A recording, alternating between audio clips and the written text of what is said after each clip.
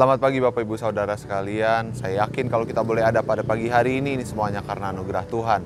Sebelum kita akan melangkah lebih jauh memulai aktivitas-aktivitas kita, saya undang kita sama-sama untuk belajar kebenaran firman Tuhan yang akan saya beri judul Aman dalam Kasih-Nya yang Memberikan Kepastian.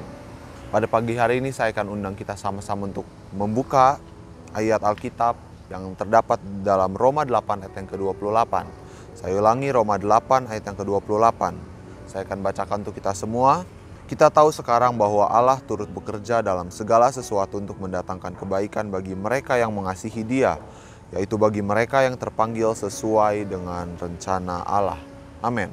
Paulus menulis ayat ini kepada jemaat-jemaat yang ada di Roma pada saat itu, di mana pada saat itu jemaat di Roma mengalami penderitaan, mereka mengalami aniaya, dan sedang tidak dalam kondisi yang baik-baik saja.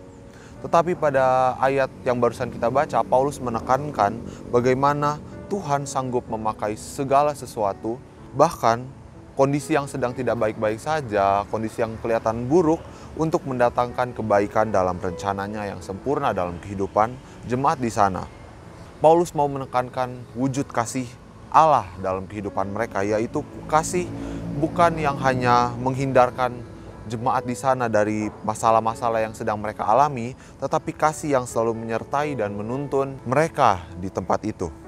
Pada pagi hari ini kita akan belajar beberapa poin. Yang pertama adalah bahwa kasih Tuhan menyertai dalam jalan yang tak terduga. Seringkali kita ingin hidup kita berjalan dengan mulus, dengan lancar, dan tidak ada masalah-masalah yang terjadi dalam kehidupan kita. Tetapi kenyataannya Tuhan seringkali membawa kita melalui jalan yang tidak dapat kita mengerti. Bahkan mungkin lewat luka-luka yang dalam yang kita alami dan penantian yang panjang akan janjinya yang selalu kita nantikan. Namun Roma 8 ayat 28 yang barusan kita baca menegaskan bahwa Allah turut bekerja dalam segala sesuatu. Bahkan termasuk hal yang tidak kita pahami untuk mendatangkan kebaikan. Ini artinya adalah bahwa kasih Tuhan seringkali tidak terlihat dari jalan yang mudah yang kita alami, tetapi juga dari kesetiaannya yang tetap bekerja di jalan yang sedang kita alami, jalan yang sulit sekalipun.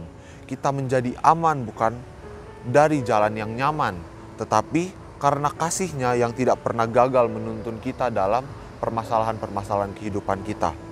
Poin berikutnya adalah bahwa kasih Tuhan membentuk kita lewat proses yang sulit dimengerti. Kadang kita berdoa agar Tuhan segera buka jalan dalam permasalahan yang kita alami, tetapi justru Ia membiarkan kita menunggu. Kita seringkali ingin cepat keluar dari permasalahan yang sedang ada di dalam kehidupan kita, tetapi Tuhan biarkan kita tetap di sana untuk sementara. Kenapa? Karena kasih-Nya tidak hanya bertujuan untuk mengubah situasi yang sedang kita alami, tetapi juga membentuk hati kita menjadi sepertinya.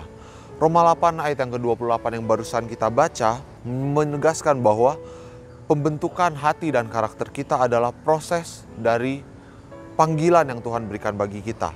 Jika kita mengasihi Dia, kita akan percaya bahwa setiap musim yang sulit sekalipun dalam kehidupan kita adalah bagian dari kasih-Nya yang mendewasakan kita, mendewasakan karakter kita dan mempersiapkan kita untuk kebaikan yang lebih besar ke depannya. Poin yang ketiga yang dapat kita belajar bersama-sama adalah bahwa kasih Tuhan menjamin hasil yang sempurna, meski jalannya tidak sempurna di mata kita. Tidak semua hal akan terlihat indah pada saat yang sedang kita alami.